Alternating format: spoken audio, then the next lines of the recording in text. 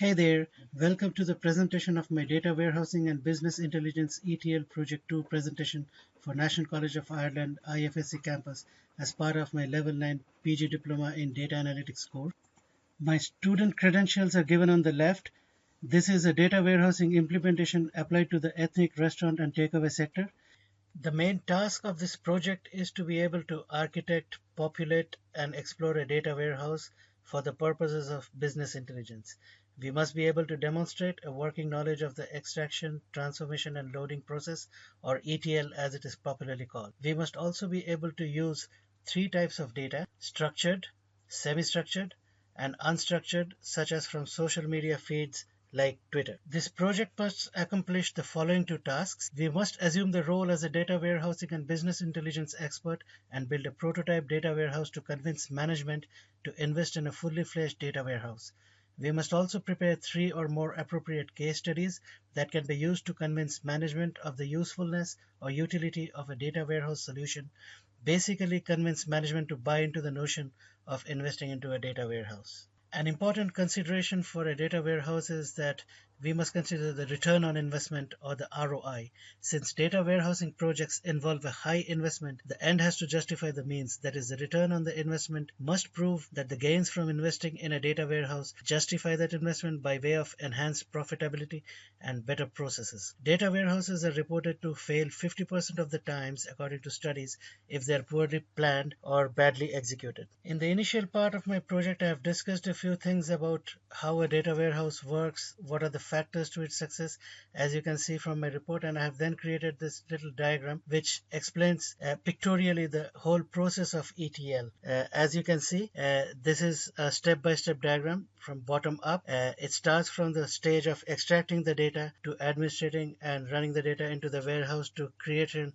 of OLAP cubes, which is the online analytical process cubes, and finally deriving the results from the data which I worked with was in an extremely difficult format. They were all .srf files, or server reference files, and they were in this format as you see in the picture at the moment in front of you. Each docket was nested under the day, and the days were nested under the months, and the months were nested under the years, and so on, as you can see from these pictures here. In order to extract all my data, I wrote a very good program with C#, which is demonstrated here, and it basically converts all the .srf files into .csv files. I started my ETL process by building my data warehouse by creation of a new project on MS SQL and called it Data Warehouse Project. I created my initial staging table in which I extracted all the data from the .csvs thus created. Next, I cleans up the data using this SQL syntax. As you can see, this is getting rid of all the semicolons, blank spaces, stars, and asterisks, and cleaning up my data and making it fit for purpose. After building my fact table, I also built all my other dimension tables like customers, employees, menu items, and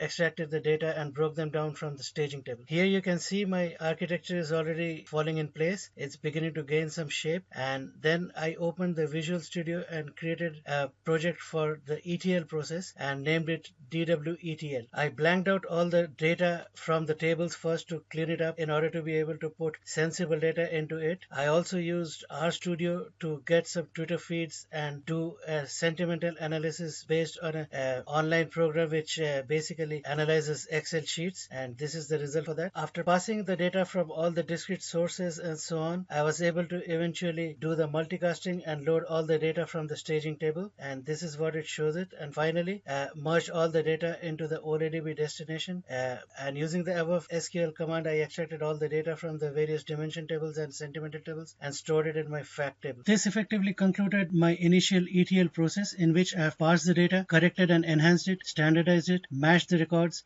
consolidated the matched records, and I'm going to move on to the analytics service next. Okay, this is fairly easy peasy. You just use the MS SQL analytics service and create an analysis project by creating an OLAP queue. In this, we also create certain new dimensions such as date dimensions for better analysis of the use cases by using dimension wizard. As you can see, all my dimensions and the relationships are becoming eminently clear. Lovely job there. And fantastic. Now we have outputs. After creating all the required dimensions, the analysis service was run to investigate the use cases by generating pivot tables on MS Excel, some of which are illustrated as discussed below. Here you see some more awesome tables which are giving a flavor of the entire shape of the business and the health of the business, the monthly sales trends, the yearly sales trends, and so on. And last but not the least, here is the Twitter sentiment analysis. It is an awesome graph. It gives us all the dish names and the positive, negative, and neutral comments relating to these dishes in this lovely tricolored bar chart, which pretty much brings us nicely to the end of my slideshow. As you can see, I've got the 3 business value use cases and the discussions, and I'm able to make some solid and concrete recommendations to the management. And I want to thank you for watching it, folks.